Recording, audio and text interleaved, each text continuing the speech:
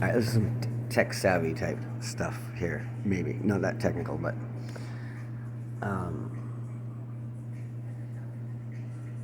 in this residence that I'm in right now, I don't know where there are cameras. There could be some in that painting, there could be some in that light bulb, there could be some behind every mirror, and the server's here, the hardware's here.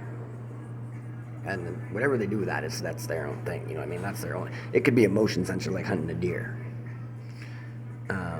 You don't need to advertise it, post it. It's like not. I'm in a public facility right now. I should not be walking around with my dink out. You know what I mean? But technology is going all around the planet. It switches hands so often. You can hack it, you can clone it, you can do all kinds of stuff with it. But I just got a phone the other day. And then I got this laptop. I've had a lot of laptops. Used laptops, cloned laptops, used hard drives, new hard drives, all kinds of stuff. I give out my stuff. I've let a lot of people use my stuff on public networks, private networks, all around the world, basically. But I'm looking at this phone that I just got. It's a Samsung of sorts. I wish Crystal had it today, but she's not quite in the space to take care of it. But these are some of my videos. Whoa, some of me and Crystal. It's my, hey, that's a good picture of us. It's my 40-year-old partner, Angel, going through a lot of stuff. Abused by some Quebec people, I think, but I don't know. If we keep looking, whoa, this is not my photo. Who is that? I don't know. I know I can see that on the cover of a whatever, the Sunshine Girl, Calgary Sun newspaper, but it's a little risque. There's quite a few in here that get risque. Now, I bought this phone. I don't know if these are like stock images or what, but I don't know what's going on. Well, there's a kid with some stitches in his head, like,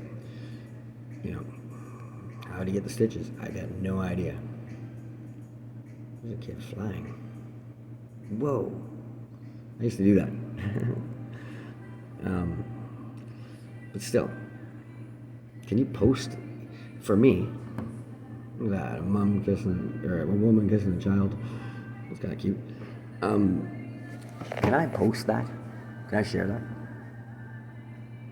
I didn't even see what that infant was wearing there. I'm not sure if it was clothed or not. Like, you know what I mean? Like, does that constitute pedophilia? I would say not. Now, could you edit that image and turn it into something that is absolutely morbidly grotesque and disgusting? Yes, you could.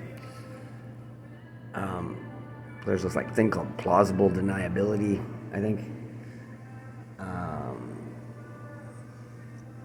And all I know is that there has been some people that have been relentlessly watching and capturing everything I do, everywhere I go. And, in some public places, my dink has been out of my pants. I'm not going to lie to you. It's I've been homeless for a long time, and I don't wear a diaper, so it's like it's going to come out. And I think if you're cognizant, you look around. And even some of the windows had like one-way screening devices. I've been in some stairwells and stuff like that.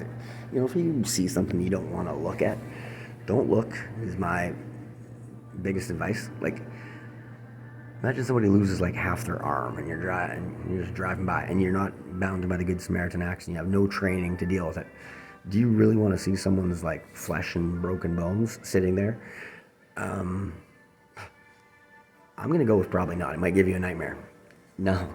If you went to sleep that night and you were on some antipsychotic drugs, or even just the vision of that, like the two bones sawed in half and the flesh and the meat and the blood, even that vision, if you went to sleep and had that in your mind, you very well may have a nightmare. Now, if you woke up the next day and decided to write all about what you dreamed about, well, hopefully that information, kind of like the information on this phone, I'm not going to post any of this person's content, whoever this used phone came from. I'm not going to post that. There's going to be a few snippets in this video. I'm not even going to worry about editing it because it's like, I think that's fine. live in Kelowna, you can see a bikini in a grocery store.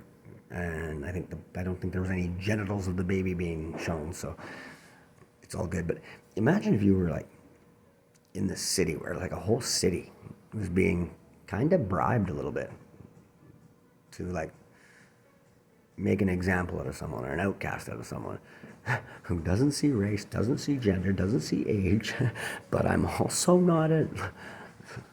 I have experiences. Believe it or not, I have experiences. And like when I look at, for example, you're looking at a magazine. Now let's say you don't even know the name of it, but on the front of the magazine, there's all these race cars. And then it's called Formula. Okay, now I'll tell you the name. It's Formula One racing. Now, what do you think you're going to see if you open up the pages of that magazine? I'm going to go with cars, engines, drivers, tires. Now, let's say you see another magazine and it's got like someone in a bikini on it.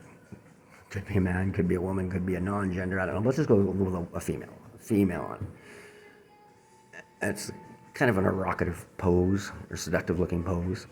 What do you think? And then, okay, I guess I can read a little bit. It says the word penthouse on it or Playboy. What do you think you're going to see when you open up the cover of that? I'm going to go with a little bit of tits and ass,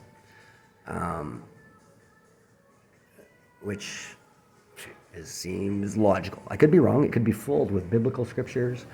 It could be the whole Old Testament or the Quran or anything inside that. I'm not sure how it would work, but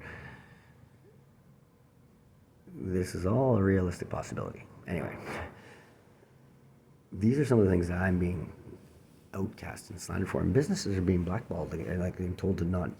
I can't get rooms. I can't almost get service in certain places, like food, because what exactly? I'm not 100% sure what part of the Canadian Charter and Rights and Freedoms allows anyone to withhold their speech.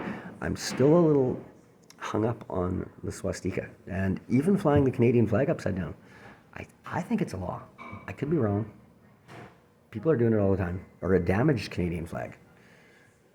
It's all over the place. And I don't know what are the legalities on that. But when you start putting swastikas out, I don't know if you're disseminating hate information or if you just call it a symbol. But you need to cautiously reflect upon that. And I do know some people that I've met with in my past, like, Trevor Rose is a person I let live in my house. He was friends with some German people.